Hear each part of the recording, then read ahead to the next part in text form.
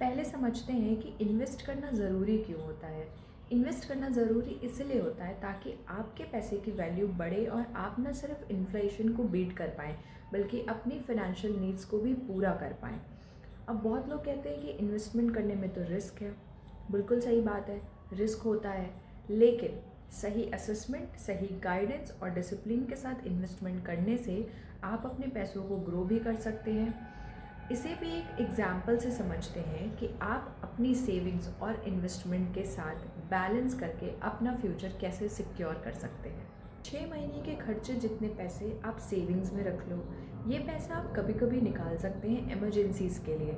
उसके बाद जो पैसा बचता है उसको आप इन्वेस्ट करना स्टार्ट कीजिए। Mutual funds, SIPs, gold bonds, जो भी आपके लिए सही हो। और इन इन्वेस्टमेंट्स को लॉन्ग टर्म के लिए कंटिन्यू रखिए ताकि आप कंपाउंडिंग का भी पूरा बेनिफिट उठा सकें।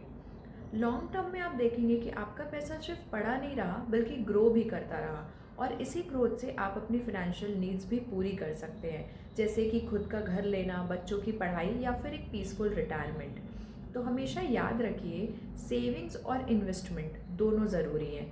सेविंग से सेफ्टी मिलती है और इन्वेस्टमेंट से ग्रोथ मिलती है, और दोनों का बैलेंस ही आपको फाइनेंशियल फ्रीडम देता है। तो आज से ही डिसाइड कीजिए, इमरजेंसी फंड्स सेव करिए और बाकी पैसे इन्वेस्ट कीजिए, और सही गाइडेंस के लिए अपने म्यूचुअल फंड डिस्ट्रीब्यूटर से कांटेक्ट करिए।